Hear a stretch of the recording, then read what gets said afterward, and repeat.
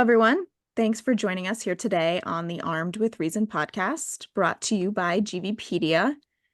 I recently read about a new book that is hitting the bookshelves, and it's about gun violence. And the title is In the Streets, Reporting from the Front Lines of Inner City Gun Violence. And a few months ago here on the podcast, we had Aronde McLean on as a guest, and he is a survivor who works with journalists on the integrity of their reporting about gun violence. So it seemed like this guest who authored this book is the perfect sequel to Aronde's story. So for today, I'm excited to introduce Josiah Bates. He is a New York City-based journalist.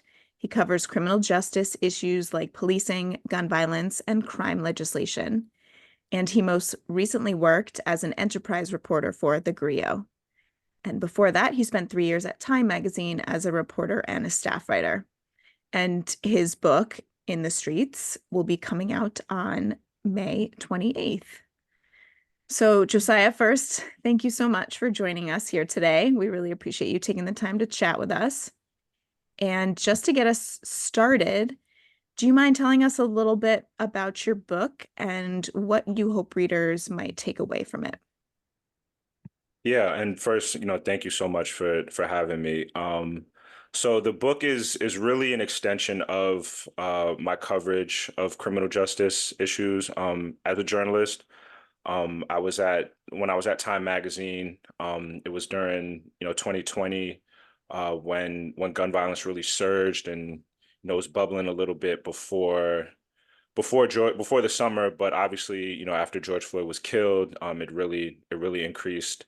And I was just doing a lot of coverage of it in different cities, talking with different people and stuff. And just a lot of the takeaways, a lot of things I was hearing, it was pretty similar in different cities and people, saying like, why don't we have a handle on this now? We know the solutions to this problem, all of that stuff. And I just thought it could be interesting to kind of put this all together in a book, look at this surge that happened, but also kind of lay out the solutions that people are calling for.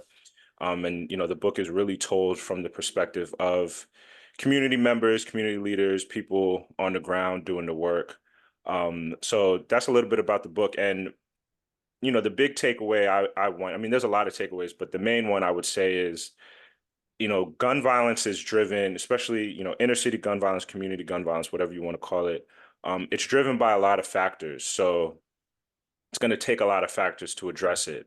And, I think there's different people or there's different groups that, want to argue it's this one thing we need to do. It's that one thing we need to do. And in reality is we need to do a lot of different things to address it. And we need to do them all at the same time if we want to have a sustained impact on gun violence. So that's the big takeaway I would say. I want people to walk away from the book with. Yeah, so one of the main people you follow in the book, from what I've read, is a violence prevention worker by the name of Roy Alfonso from Brooklyn. And you detail his journey from his youth perpetrating gun violence to now trying to prevent it. Can you tell us a little bit more about Roy and what his story basically reveals about the state of gun violence, particularly from 2020 to now? Yeah, so Roy, the name it's a pseudonym for a real person, but Roy is he's a native New Yorker. He was born and raised in Brooklyn. Grew up in the 80s when, the crack epidemic was, had a stranglehold on communities like that. And like a lot of other, young men around his age, he kind of got drawn to the streets. He was known as what you would call a stick-up kid. He's getting into different criminal activities. So, robberies, getting into shootouts and things like that. He ended up going to prison at a really young age. He was about 16 years old, and he was in prison for over 20 years. And while he was locked up, he really rehabilitated himself and kind of opened his mind to like what his community was like what his role in what was going on, and how he could change it if he ever got the opportunity to get out. And when he was released, he told himself, he wanted to help, fight the very thing that he was involved in. So, he joined a local uh, violence prevention and intervention organization. He was a violence interrupter for a while. Now he's more of like a supervisor, overseeing different interrupters and just running things with the group. And I think he's, an example of someone who is, part of the problem, and now wants to be part of the solution. And part of the reason I wanted to center the book around someone like him was just because I feel like that's the type of person that we don't hear enough from around this issue. We hear a lot from academics, we hear a lot from politicians, we hear a lot from law enforcement, but we don't hear enough from the people like him. And his perspective on gun violence is, similar to how I'm sure most of us would feel about it. Like it's a horrible thing that's going on in the community and it needs to stop. But we have a lot of work to do if we want it to stop. And, I did in the book, I go through his life and his role in a lot of different things that were going on in 2020 and beyond. But I just think he's someone that we need to hear more from, if we really want to address this problem. And I just thought he was like the perfect person for that. Yeah, and so often in the like broader level gun debate, it's often framed as like, oh, like that's just, or like only gun or gang violence and stuff like that, and treating like people who would be in gangs or people they call gang members but might be involved in other activities. And they just treat them as separate from everybody else and like a problem where you just lock them up and throw away the key and that's going to fix things. And the impression I got from what I read on your Substack about Roy is that his narrative really challenges those kind of assumptions and in a way shows that like a lot of these kids who get caught up in this stuff, like they're obtaining guns because they think it'll make them safer as well. And then through circumstances, like it doesn't necessarily negate the personal responsibility aspect of it, but there's all sorts of crushing factors around that drive somebody to do the sort of activities that Roy did, and then later on realize that this is part of a major problem that needs a comprehensive solution to solve. Yeah, I mean, someone like Roy, like the way he grew up when when he was really young, like he grew up in a house, you know, had his mother there, grandmother, aunts, like it was a real kind of community. And he was living in a part, of Bed-Stuy that was kind of siloed off from a lot of the craziness that was going on. But then there was a fire at his house and his house burned down. And then he ends up moving, he moves to a shelter and then he moves to like another house and then he ends up in the projects. And what did he see in the projects, right? He saw, dudes on the corner. He saw people doing drugs. It was just a different environment. And yeah, a lot of people, that grow up in that don't end up turning to the streets, but there are some people that do. And when you grow up in that type of environment, you're more susceptible to going down that path. And so, yeah, you're right. Like it's just a lot of nuance that goes into it. It's not as simple as some people want to make it, where it's just like, well, just don't pick up a gun. Um, there's just a lot of nuance that goes into it. Yeah. So one of your chapters focuses on the like specifically focuses on the spike of gun violence in 2020 and its origins. And often in left-leaning circles, I hear the entire phenomenon blamed on the pandemic, like, oh, the reason for the 2020 spike was due to COVID. But that doesn't seem quite accurate because nearly every country in the world faced the pandemic to some degree. But the spike in gun violence was relatively unique to the US. And also, particularly when you look at gun violence archive data, where you can get down to like exact days, and specifically with mass shootings, you can pinpoint the day George Floyd was murdered, because the day after and continuing for weeks and months, there is a massive spike in mass shootings, and that keeps going up right after the death. But on the opposite side, you see many on the right blame the spike in gun violence purely on the protests and police defunding, but that's not really accurate either, because as you point out, many police departments didn't really lose all that much, if any, funding. And although police did pull back in places due to societal pressures, further, before the summer began, you had a historic surge in gun purchases due to COVID and a bunch of community violence interruption programs that weren't really able to function given the lockdown and just the drying up of funding. So from my perspective, it's a combination of all of these factors, from the societal stresses from the pandemic to police pulling back, combined with a surge of new guns, and all of that kind of combined proved catastrophic. What did you find in your book that might disagree or agree with this sort of hypothesis? So basically everything you're describing is exactly what I found in my book.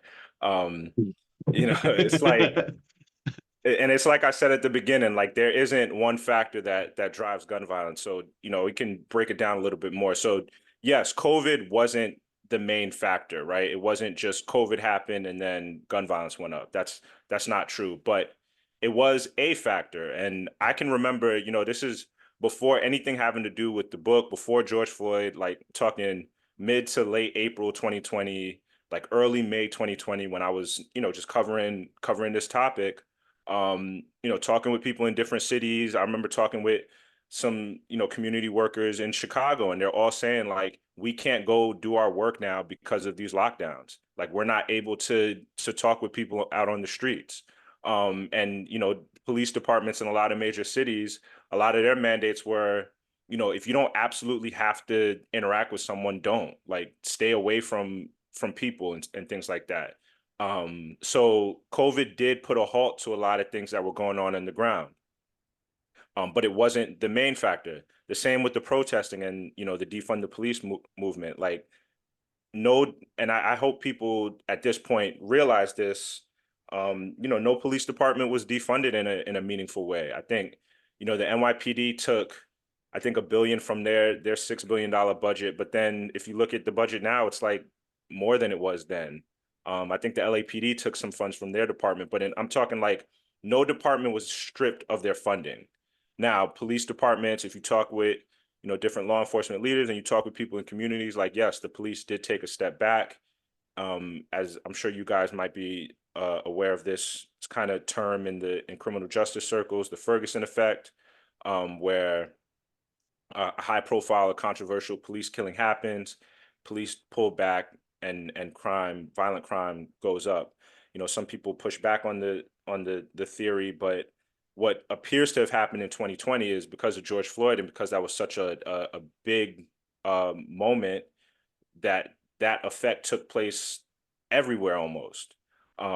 So no, that wasn't the main factor either, but it was a factor, and it's just a combination of things that drove this. And you called it catastrophic. I think that's a perfect way to describe it. I refer to it in the book as just like this perfect storm of things that happened in 2020. Even if you look at, you mentioned the amount of guns that were purchased, during COVID. If you look at any ATF tracing data that came out, it says that more guns were being bought in 2020, and more guns were being found, more illegal guns, or more guns were making their way into the legal market quicker than they usually had. And that was as a result of more people, buying more guns. So again, it was just a combination of things that led to this, and that's why it's going to take a combination of things to address it. One of the paragraphs from your book reads, quote, "One of the more ignorant statements that those on the outside make about gun violence is that folks who live in the hood don't care about it, that they only care about gun violence when the trigger man is a police officer. That's far from the truth. Most people who live in these neighborhoods care deeply about the problem. End quote. First of all, I apologize for any sort of situation people have been in where they thought it was appropriate to make such a comment because it is totally ignorant. You address that there. And second, I read this and I thought about the deeper effects, like the ripple effect. And when statements like these are made, or when this is the attitude of individuals who are looking from the outside in, what sort of impact does that have on the community? I mean, it can have a devastating impact. I think, just to kind of flesh that point out more, it's a lot of these academics and these experts that make that point, whether they make it, in public or, in writing that they do on social media. And I'm not, I have nothing against academics and experts. As if you read the book, I interview quite a few of them, and I have a lot of respect for the work that they do. But some of them, to me, in my opinion, they move in kind of bad faith, where it's not really about the issue. It's just about pushing their political ideals. So but these are people that, they testify in DC, or they have like influence. And when you say things like that, or when you try to make that argument, you're negatively impacting the response that's going to happen from decision makers in these communities. And the impact that has, I mean, if you're hearing all the time that your neighborhood doesn't care about this, or your neighborhood is okay with this, then you're gonna think, oh, then this is okay. It's fine for this to be happening. Um, but what I will say is, I don't think, the argument I make in the book, and the argument and what I've just seen in my reporting, is that there's no one that cares more about this than the people that live in these communities. You look at when a shooting happens, or when something happens, who are the people that are putting together the rallies? Who are the people that are providing resources for the families impacted? Who are the people that are putting together the funerals? Who are the people that are demanding action from lawmakers? All people that live in the community. It's not academics that would never in their lives set foot in the community. They'll look at data, they'll look at numbers, but they'll never go to the communities and actually talk with people.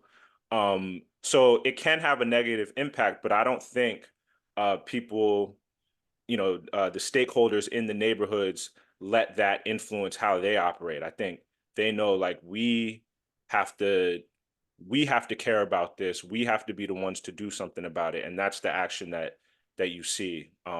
So it's unfortunate, and it was one of the reasons why I wanted to write this book, to just kind of push back against that narrative.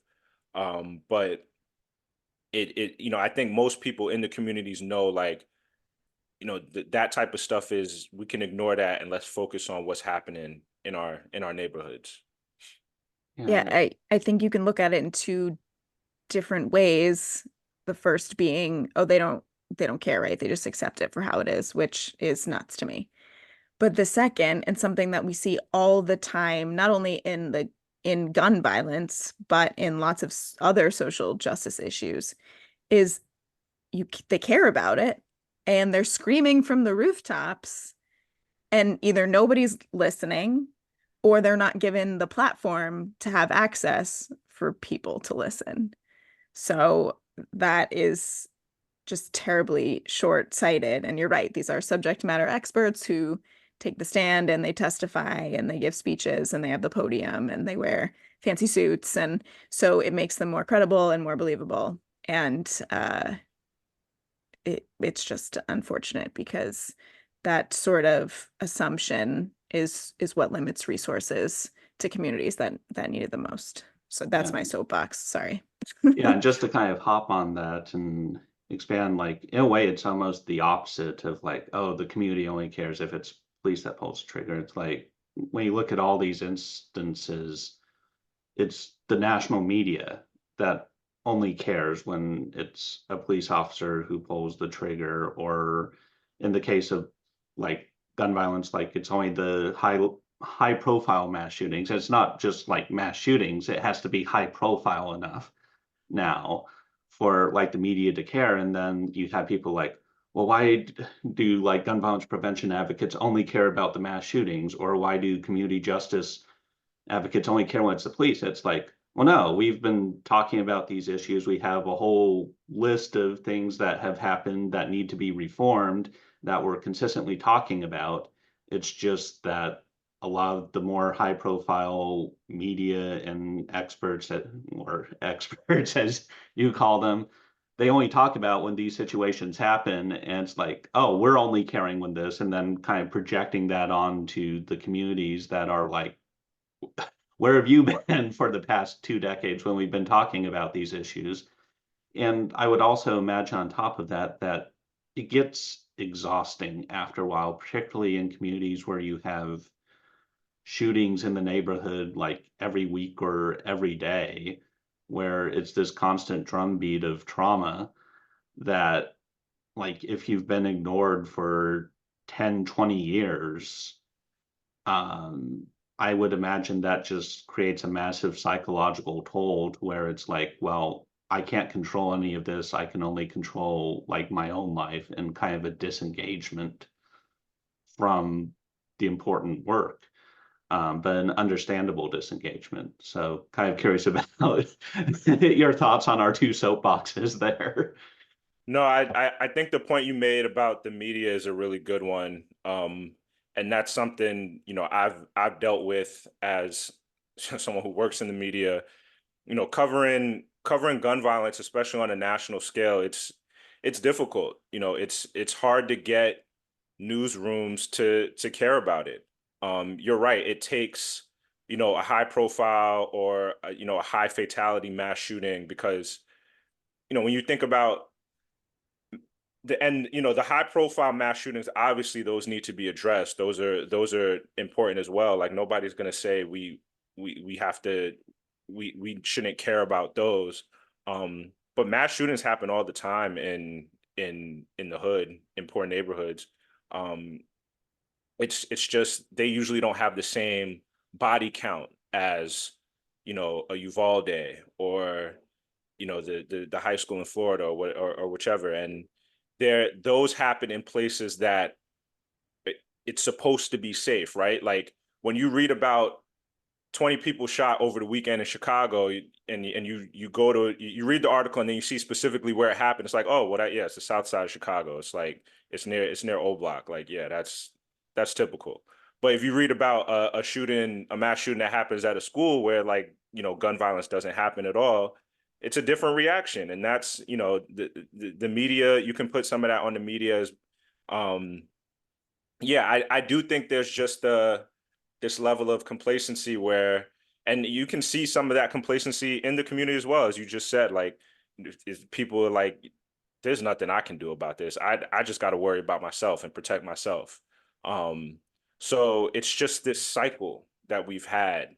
And, the way to address it is, we have to get everyone involved. That's why it it's not just the community, right? We need lawmakers to do something. We need the police to do something. We need politicians and the federal government to do something, right? The community on its own can't can't solve it, right? You can have as much accountability, self-responsibility as you want. If there are guns everywhere in your neighborhood, somebody's going to use them.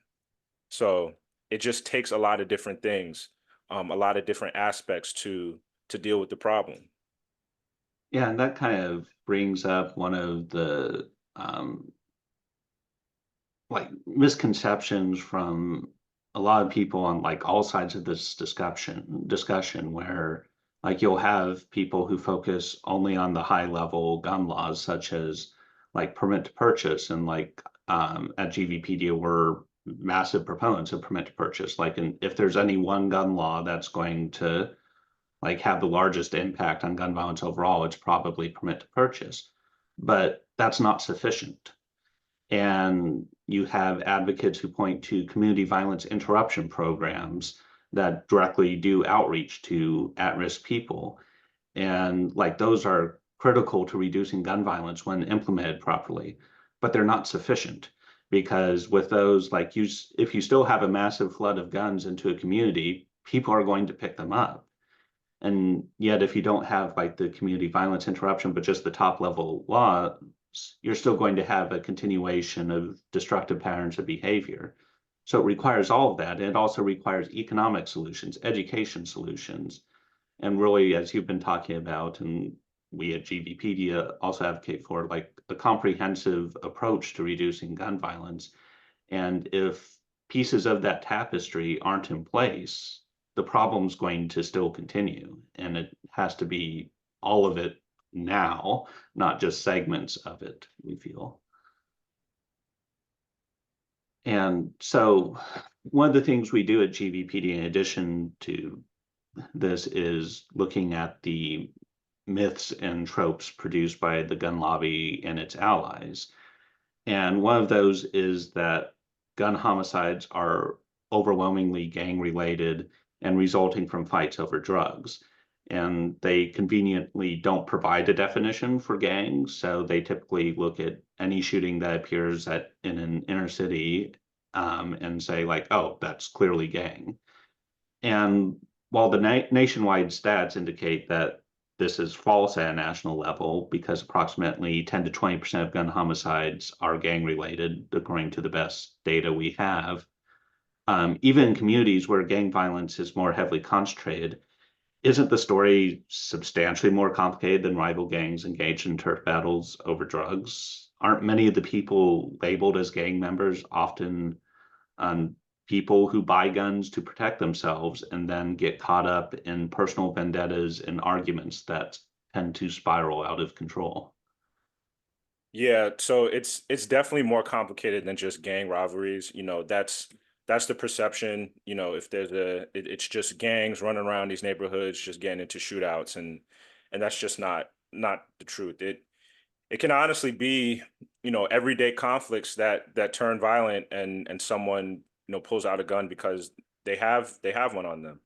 I didn't go into too much detail with this story, but in the book, but I do mention it. So there was someone through a source or someone that I interviewed for the book. He told me a separate story about someone that he knows that had been shot previously just in like a failed robbery attempt, and he started carrying a gun with him just out of paranoia.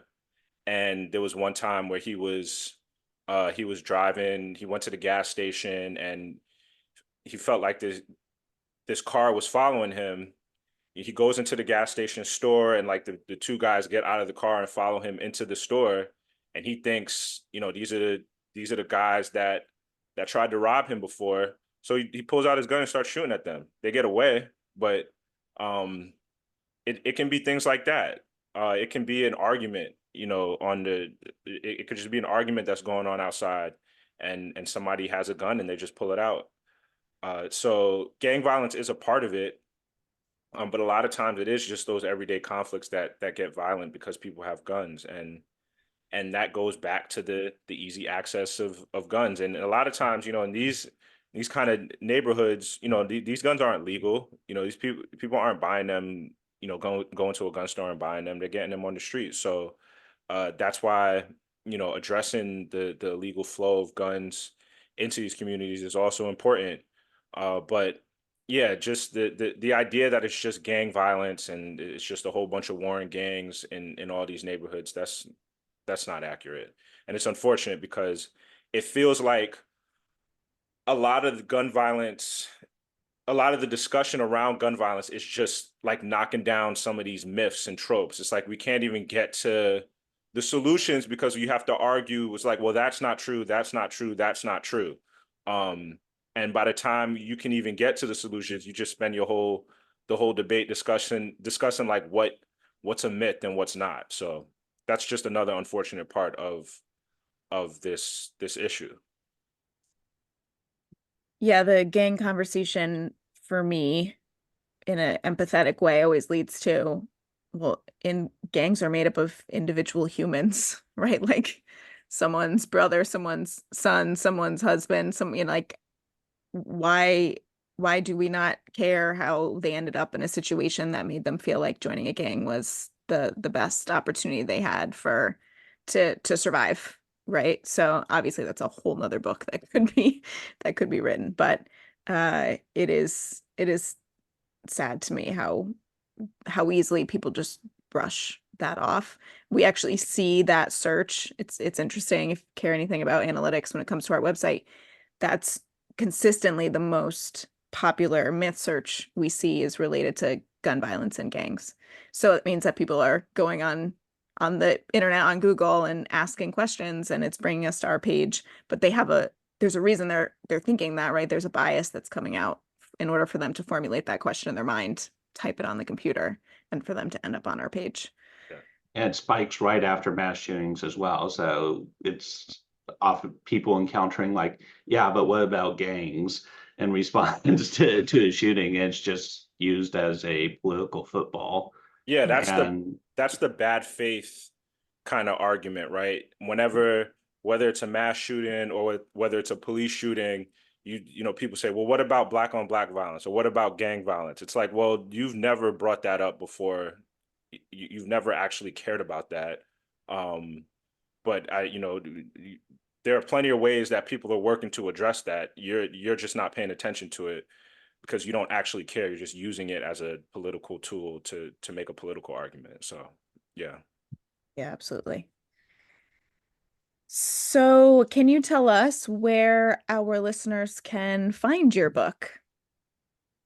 Yeah, you can find it. It's available on Amazon, Bookshop, Barnes and Noble. It'll be out May 28th. So I don't know when this will be out, but yeah.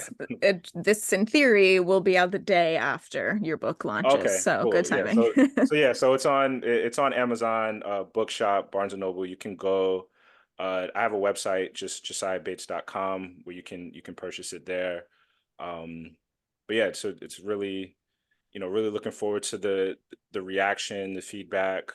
And I hope people when they read it, it's not an easy read. There's a lot of difficult kind of stories and topics, but I hope people walk away from it knowing that there are ways to address this. There are things that can be done immediately to address this, and it's something that work is already being done, and if people are committed, the work should continue. yeah, Absolutely. I'll just provide a quick shout out to your Substack, The Margins with Josiah Bates, which is at josiahbates.substack.com. Armed with Reason has recommended the Substack as well, so you can find it through our Substack as well. And the book is In These Streets, Reporting from the Front Lines of Inner City Gun Violence by Josiah Bates. Josiah, thank you so much for being here. Thank you, guys. I really appreciate it. Any final thoughts you want to leave our listeners with, Josiah? I would say, like kind of reiterating what I said earlier, that there are multiple solutions to this that all need to be applied, and instead of focusing on finger pointing and arguing, the focus should be on those solutions. So Absolutely.